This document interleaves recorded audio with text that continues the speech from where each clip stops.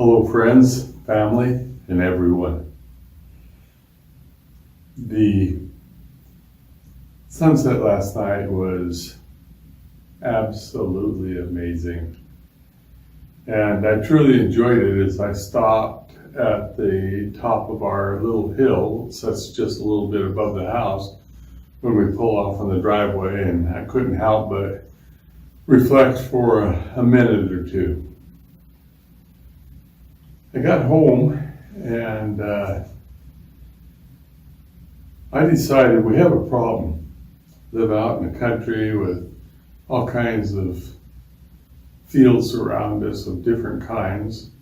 The problem is a mouse problem, so I set a trap for a mouse. And it was a typical Victor trap, something like this, where it snaps and ultimately catches the mouse and usually kills it. So I set the trap. And the next morning, actually it was about probably 5 o'clock, I heard the snap.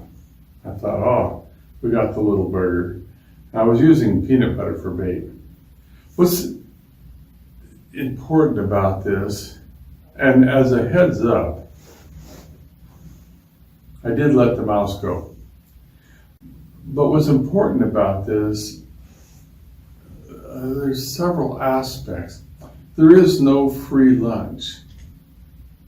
That mouse came out and it did what mice do. It was looking for food, and peanut butter, for whatever reason, is especially appealing to little rodents. And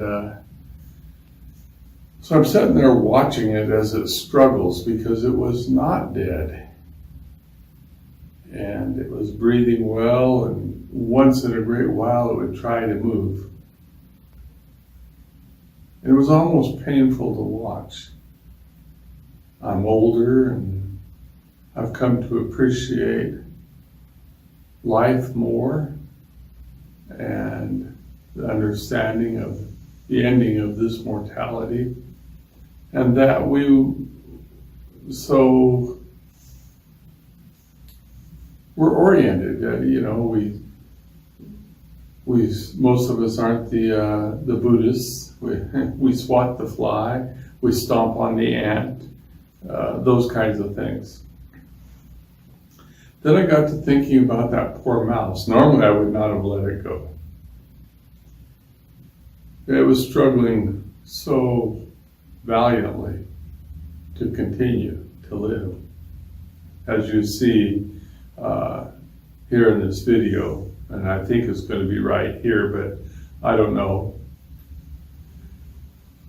The thought came to me that it reminded me of Democrats, especially young people, who don't understand there is no free lunch.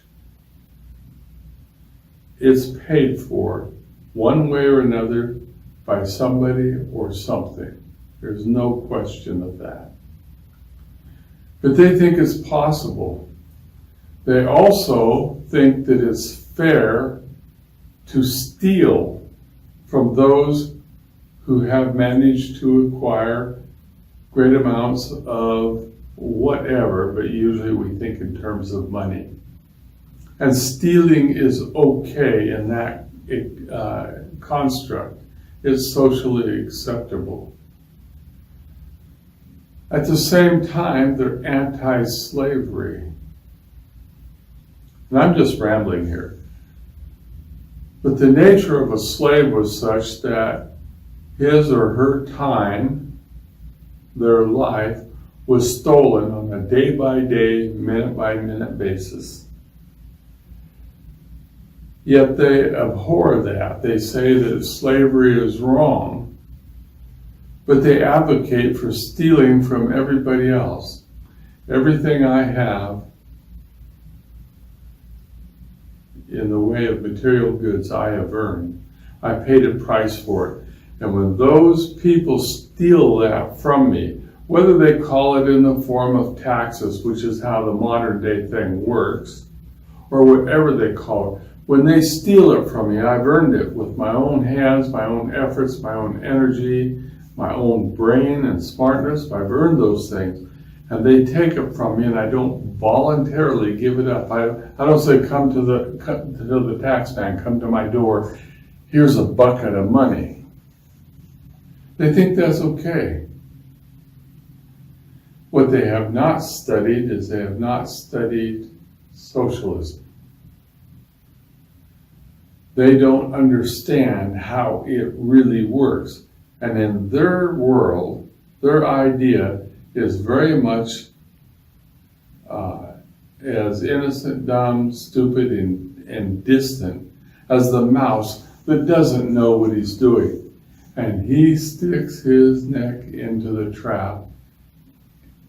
And this is what happens. We see it here, and we see it from these young people. A bunch of them are non-thinkers. They're stupid. They're caught up in the idealism, not understanding the reality, because they've paid no real price for where they're at right now. Most of them we call Democrats. And it's just the nature of the beast. I remember hearing once a long time ago, 40 plus years ago, that the difference between a true Democrat and a true Republican is age. A lot of people, and I've seen this, they come up with the idealistic things and they think that they're smart, they think that they're adult, they have not thought things through.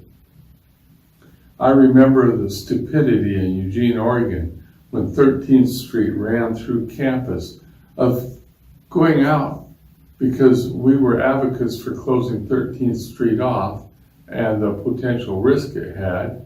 It had no risk for anybody that had their eyes open and they looked both ways. There was no risk, but we were caught up in that. And I remember one young man, I was with a small group, and one young man literally darted out in front of a car and stood there with his hands up. We were demonstrating. So anyway, eventually the city closed 13th Street. I feel sorry for these young people. I hope that their collective lack of wisdom never gets the power of enough votes to swing an election. And with that, the mouse, I don't know where I'm at in the video, but by now I've probably turned the mouse loose. But I've left it here for you all to see it struggle before I turned it loose, because that is the life of a Democrat. The other side of that is that he or she lacks personal integrity and they will steal from you. They operate off the operative word of should, S-H-O-U-L-D, and they want to impose their will collectively and individually on the rest of us. Simply not acceptable. And with that, I close. I hope you have a great day. For us here, it's Saturday. I don't know when you'll look at this video. And I'm excited about today. I've been invited to audition for a part. And I got a lot going on. So, my slow, rambling, collective thoughts, thank you for taking the time. If you made it all the way through this, I really appreciate it. Of course, what all do we have going on? Like, subscribe, share, those kinds of things are all appreciated and valued. Until another day, make it so. Have a great one.